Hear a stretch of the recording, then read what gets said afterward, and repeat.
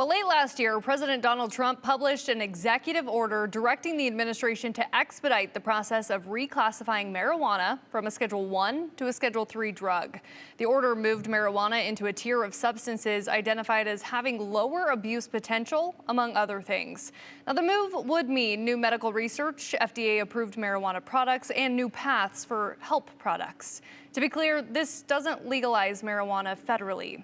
We saw your comments on this. Laura in Boise wrote, does the reclassification of cannabis have an impact on the new Idaho law regarding marijuana possession? Well, the short answer, no. But maybe lawmakers in Idaho could change their stance on the issue. Also, it seems like that is a no, too. In a rare occurrence, the state Republican lawmakers are in disagreement with President Trump on the topic. In fact, recent years, we've seen lawmakers' efforts to make marijuana enforcement laws even tougher.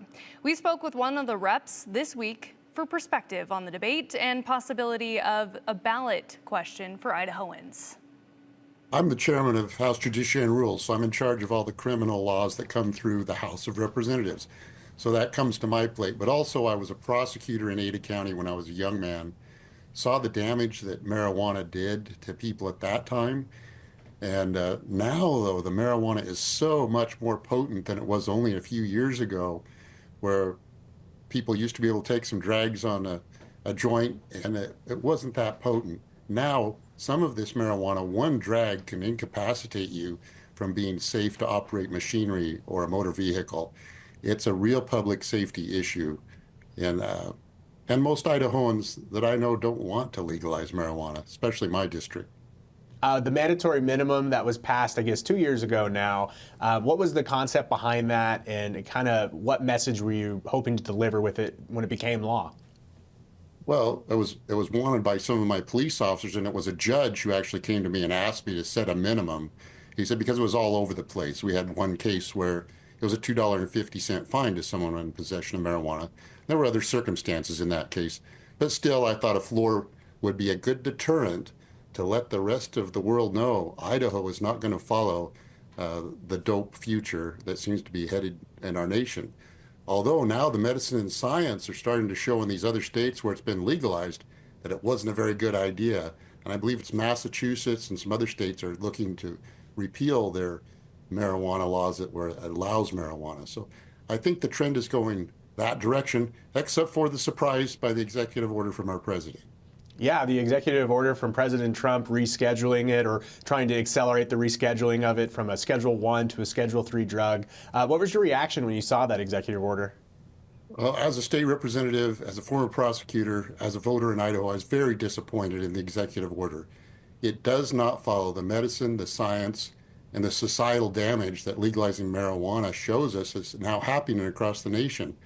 So I was very surprised by that. Is there anything that Idaho can do to kind of push back on that? Or does this, I mean, for the average Idahoan, what do you think this means? Well, at least in the immediate future, there's not going to be any change to Idaho laws. The executive order is not going to affect how we enforce our laws on marijuana.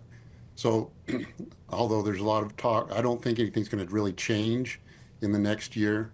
We're going to have, of course, our initiative that's coming forward, a couple of those. If the marijuana people get their signatures, that could change things. We'll just have to wait and see.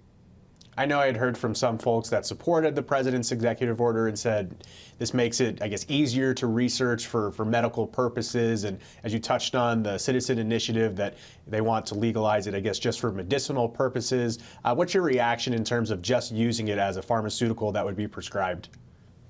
We already have 4 forms of marijuana in pharmaceutical pill form, but people don't really want it that much because it doesn't get you high. Let's cut to the chase. People want to legalize marijuana, medicinally or otherwise, so they can get high. Not everyone, but a lot of them, that is the case. And we know that. Why? Not because I say so, because it's happened in every other state. Suddenly, every young man in his 20s has a chronic back condition that requires him to get marijuana. Now, Skog doesn't believe lawmakers will work on a resolution or, as we know it, a formal letter to disagree with Trump's decision during this session. But Trump's executive order won't change Idaho policy. That is, unless voters do it themselves.